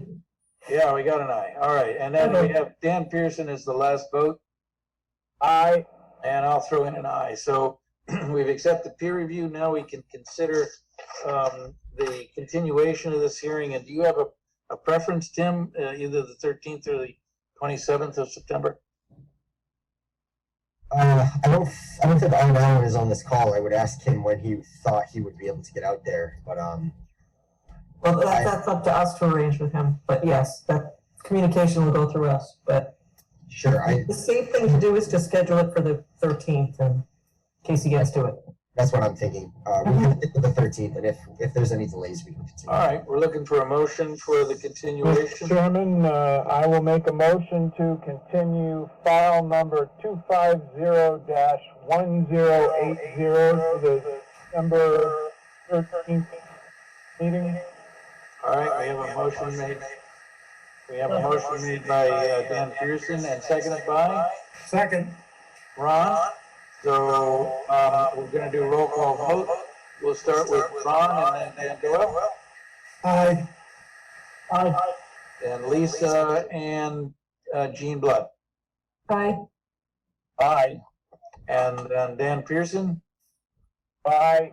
And I'll throw in an aye. So we'll at least be checking in on the 13th. Thank you for participating tonight. Great, thank you very much. All right, our next item is item E, and that concerns White Oak Share Corporation, 0 Rear Eddy Street. This has been continued multiple times. There's still some outstanding issues, but as I understand it, we have not received any additional information, and I think there was a request for a continuation in an email. Is that something other people have? Yeah, Megan, what was the date on that? Yeah, so Tim McGuire requested a continuance to the 27th of September. Okay. So I'll make a motion to continue the public hearing for file 250-1070 to the September 27th, 21 meeting. Second. Oh, we have a motion made and seconded. Just point of information, Kim, did you have any comment just confirming that request? Yes, essentially, I'm on for the bookend hearings of this, but yeah, essentially, just a quick update. There were some health issues from our team in regards to the revised stormwater calculations, so we're just waiting on that, and we wanted to give the commission sufficient time to review it once we do get everything submitted. So it is on our radar, and we're hoping to get that in soon. Okay, so 27th is okay. Yes. All right, so we have I believe the motion was made by Lisa and seconded by Ron. Is that correct? All right, so Lisa and Dan Doyle, how do you vote? Aye. Aye. Ron and Jean, how do you vote? Aye. Aye. And Dan Pearson? Aye. And I'll throw in an aye. So motion carries. We'll discuss this again on the 27th. All right, and Ron, I think you'll need to mute. Thank you. Next item is a request for determination of applicability determination 1112 for Rachel McCann, 28 Eddy Street. This has been continued from July 26th and August 16th.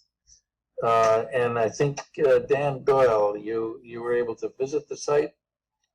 I was not able to visit the site. I think Jean did. Correct? That's correct. Okay. Any question, comments about it? No.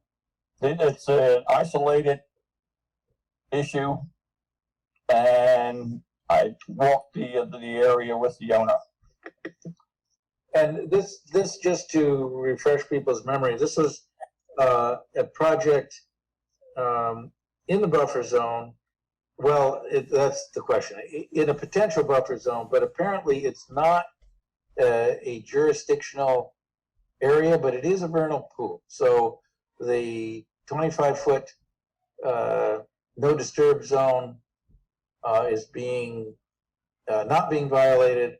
And it looks actually like even the 50-foot is largely, well. So this is Tim McGuire. I'm here on behalf. Okay, go ahead, Tim. Sorry. Again, Tim McGuire, wetland scientist here on behalf of Rachel McCann. And we're seeking, this is an RDA, so we're seeking confirmation that there's no work occurring within jurisdictional resource areas under the state. So despite that, we still have shown, so because it's an isolated wetland and a vernal pool, there's therefore no associated buffer zones However, we still have shown them to show that we are still in compliance with the town's 25-foot no disturb policy. And we have, just a reminder, from the previous hearing, we have been amenable to the request of Jennifer to remove this dry well from buffer zone. Okay. So is it an IVW, or did you do the calculations to determine whether it was an ILSF or? I believe it's, I can't remember off the top of my head. I'd have to check the narrative of the report, but we're not proposing any work within the IVW, so there's no concern of compensatory storage requirements. Right, but if you determined that it's isolated, well, Gene went out and confirmed this, there's no stream channel. So your position is that it's just an IVW and not ILSF, or did you? Correct. Well, neither would have buffer zone, and we're only doing work within what would be the buffer. No, I understand all that. I want to get the qualification of the resource area correct. So you say did you discount the fact that it's ILSF? Well, it's not that we necessarily discounted it. It's just it's not relevant to the discussion. We're just confirming. Well, it kind of is, because we're approving a plan and we're approving a delineation, and the delineation represents a resource area. So stay with me. So if somebody comes down the pike and has a proposal next door or behind you, we need to get that delineation correct from the get-go. So that's why I'm curious as to exactly what it is. So I just checked the narrative. My apologies for the confusion. We did confirm it not to be ILSF. So did you provide calcs in the narrative? I'm sorry, I'm just pulling it back up. That's okay. So under the impression that they were shown. I mean, I understand that either way there's no buffer, but if we're going to approve it, we need to get it right. Yeah, we had. I believe. It's a shame Mike Trowbridge is no longer on the call. I could just ask him, but I do remember it not being ILSF. I don't see that shown on the plans. Okay. If that's. So what I think we're going to have to do then, just in the request, is just to say that it wasn't determined either way. It's isolated. We just don't know if it's IVW or ILSF. That's all. Okay. All right. So can you make note of that, Megan? So, Lisa, you're requesting a note to be placed on the plan? That's even better, right? It hasn't been determined yet. It's isolated, right? The area is isolated. It's undetermined whether it's IVW or ILSF. Yeah, just for the record, so we have it, please. Okay, sounds fine. That settles it. So Tim, any problem in putting that note on and forwarding us the updated plan? Are you still going to issue the order of conditions and you just want a revised plan kind of conditionally? Yeah, it'll still be a negative determination. Okay. Yeah, I mean, this actually was discussed, I discussed this with Jennifer because of the question of, are these buffer zones that are on the plan jurisdictional? And she confirmed, no, they're not. And then has made a recommendation. Our usual negative determination is -3, but this is recommended to be a -1 and -4,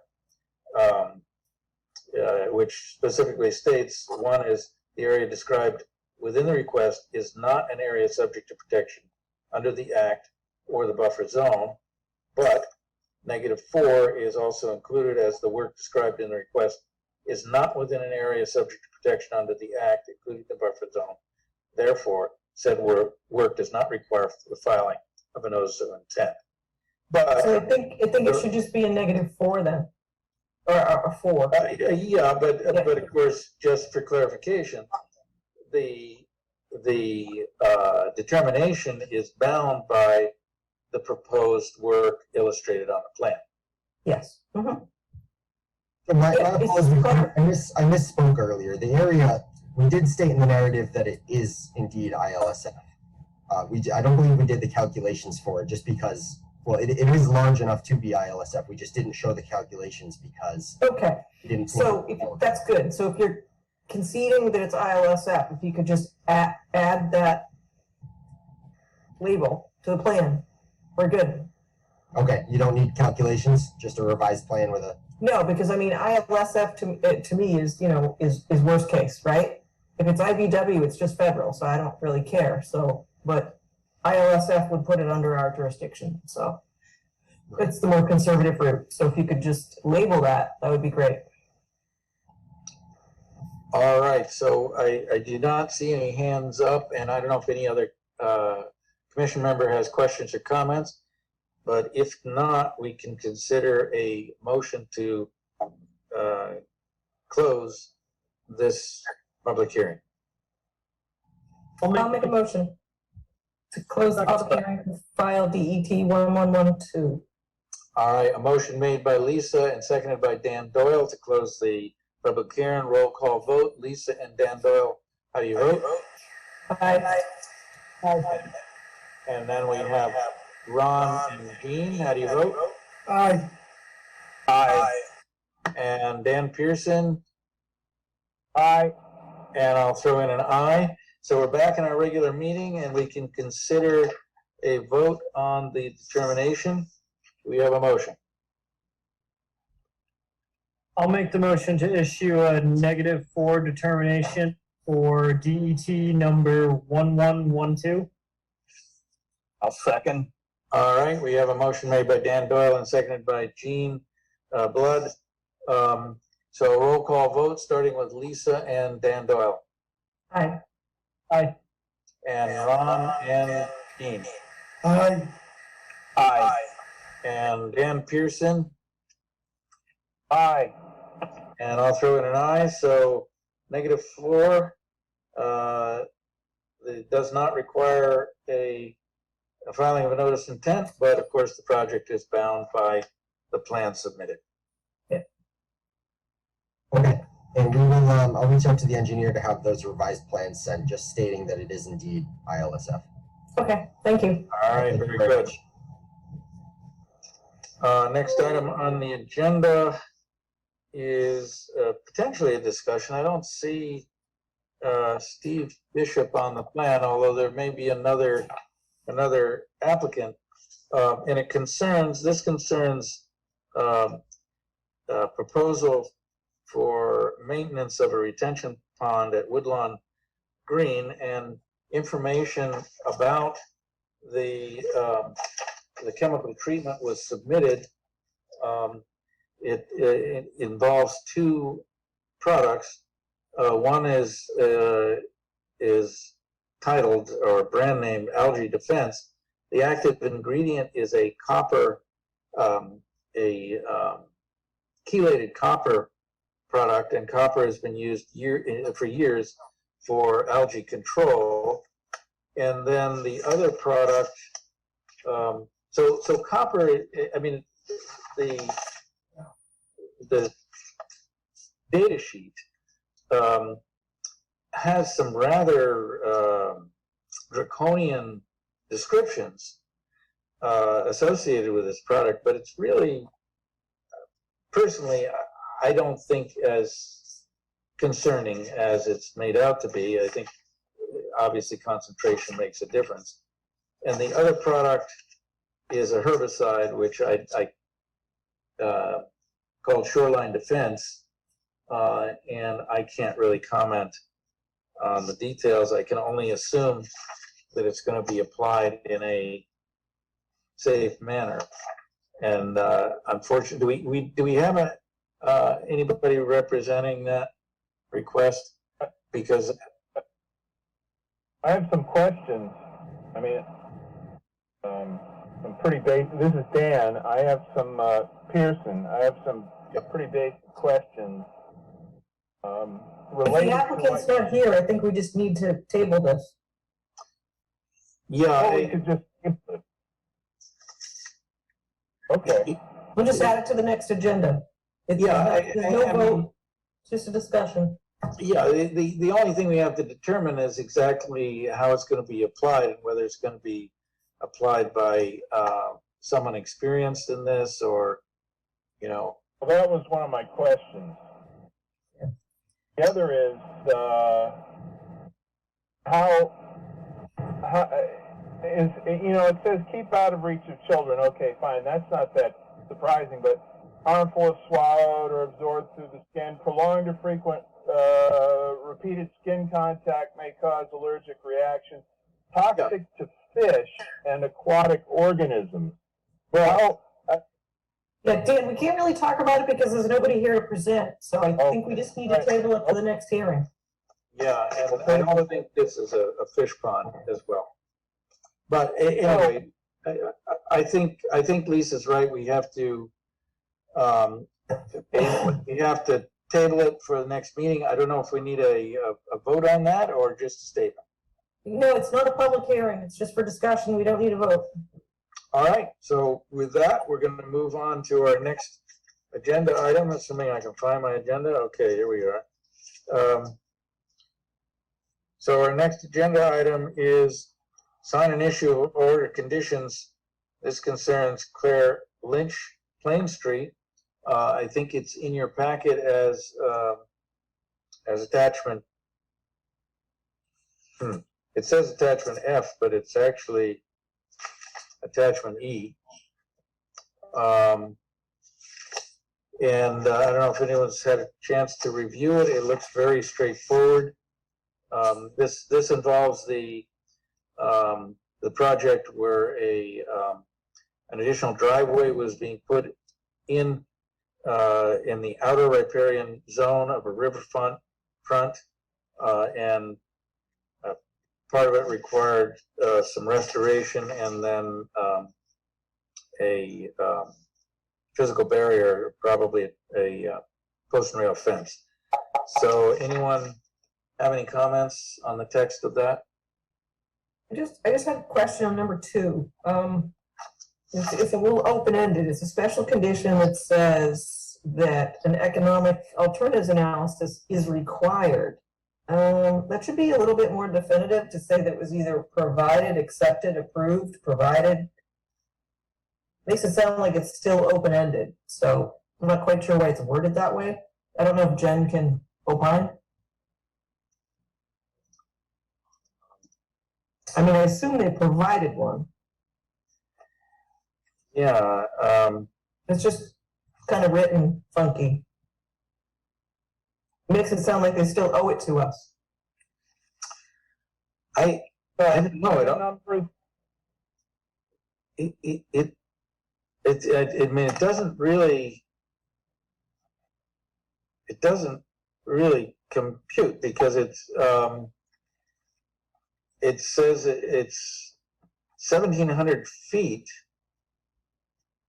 of actually, yeah, there's a of outer riparian, but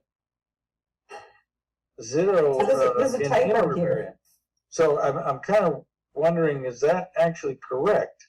Yeah, there's a typo. So this, okay, so it says 17,038 square feet, 10% of the riverfront area. That should say 1,703. Gotta get rid of the 8.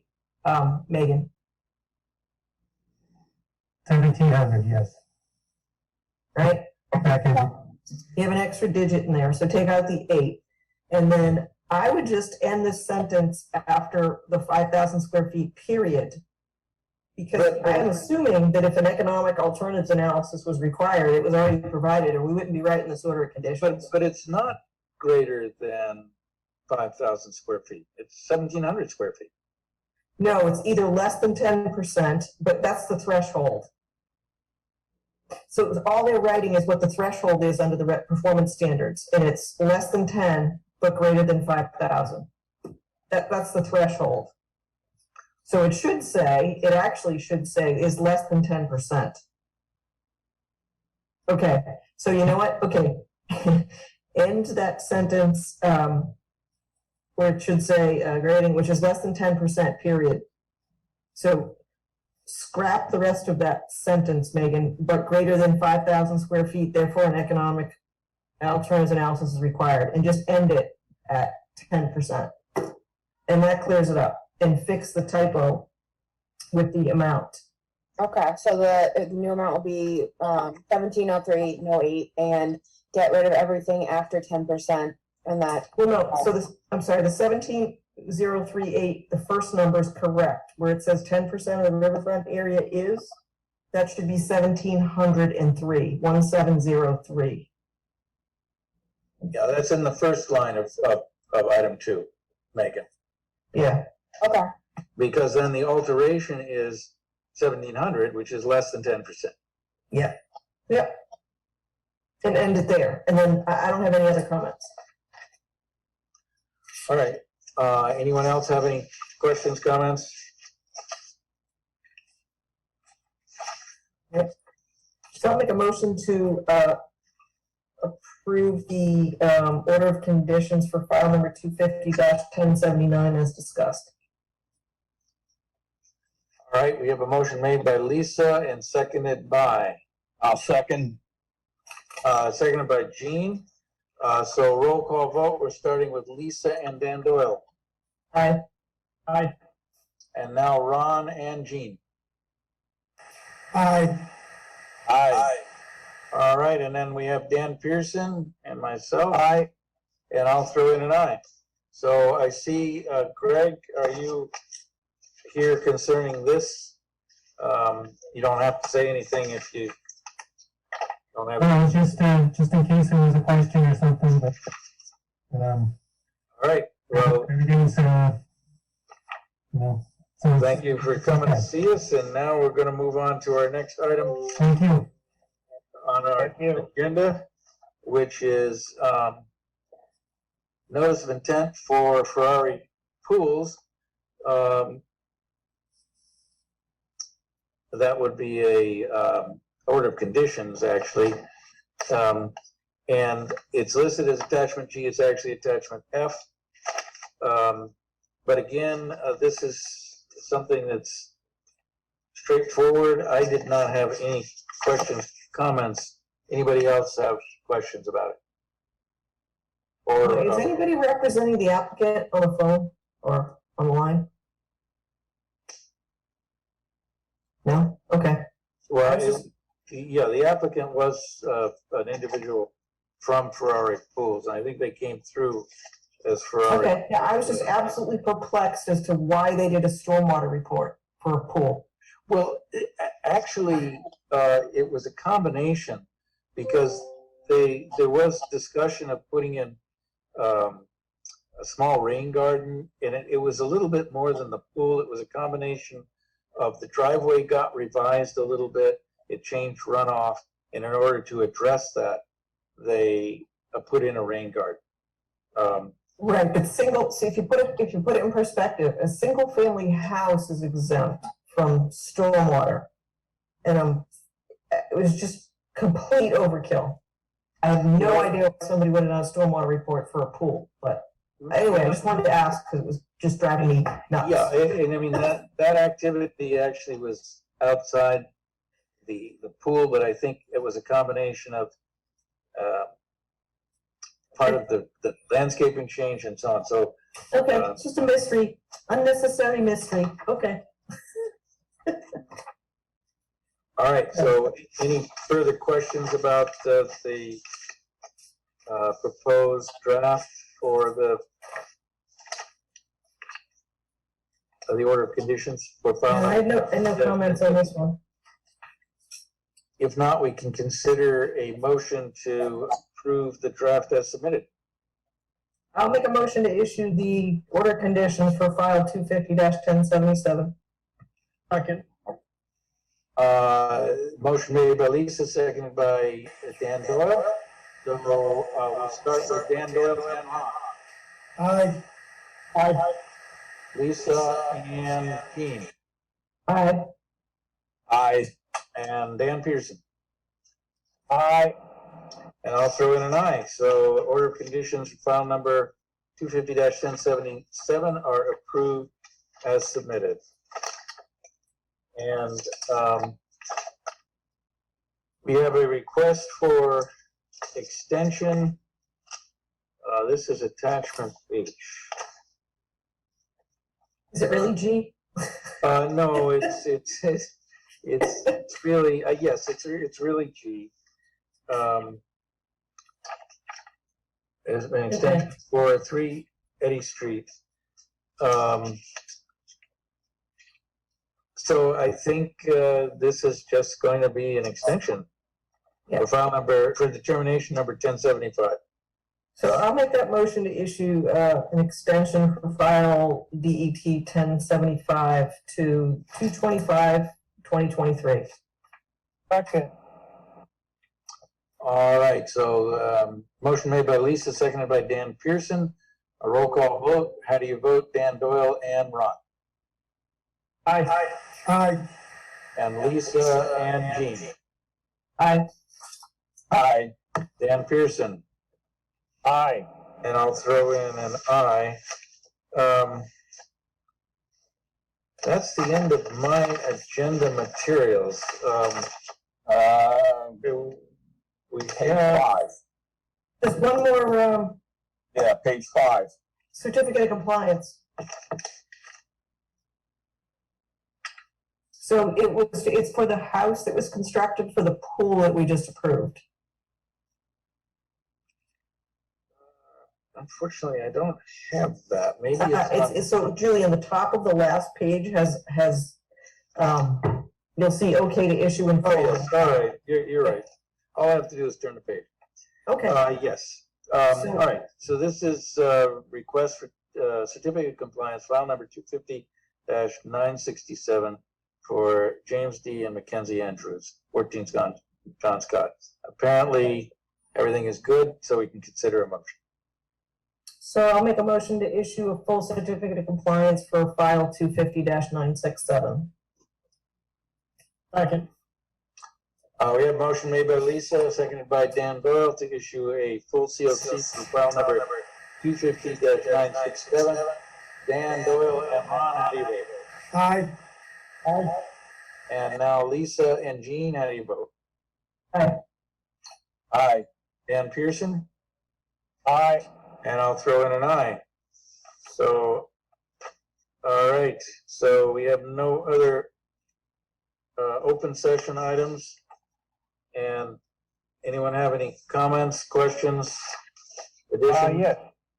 Go ahead, Dan. Yes. There were just two recusals, were there? There was first the Julian, you, Mr. Chairman, recused from the first one. That's correct. And Lisa, you recused, Madam Vice Chairman, from the Leonard Street. Correct. Okay, thank you. Was there any other recusals? Not that I recall. Okay. All right. Thank you. So I think we can consider a motion to close. We're gonna go over any minutes. Well, you know, We don't have any in the package. yeah, and I didn't have time today to open them up electronically and go over them, so I think we're gonna need to push that forward to our next meeting. Oh, were they forwarded to us? Well, there was on Yeah, the we'll go electronic, yeah, on the electronic version, there was, but I tried to get to it, I just couldn't, so, yeah, I mean, 8:16 minutes draft is up there, so Megan, is there any possibility we could attach that to the next meeting? Yeah, that's fine. Did we also need to go over the July 26 minutes at all? Because I know we didn't go over any minutes last meeting. We might, but we might have to add that too, because I thought yes, you're right. I think we pushed it forward because it was going to be added. Yeah. I mean, it was going to be amended. So if we could post the amended version on the next one, and we can do a final vote on that. Okay, perfect. All right, yeah, I think that's all the items we need to deal with. And we're gonna do a thumbs up for our vote on adjournment. So, Just quickly, Megan, what are your hours this week, please? I work 8:30 to 4:30, Monday to Wednesday. Thursday, I work till 7:30 at night, and then Friday, I'll probably be leaving around 10:30. Oh my goodness, okay. That's a lot of hours. Okay, thank you. No problem. all right. Thank you, everybody. Thank you. And we'll sign off. Have a good night. You bet. Oh, Gene, you didn't have a move, you didn't have a movement.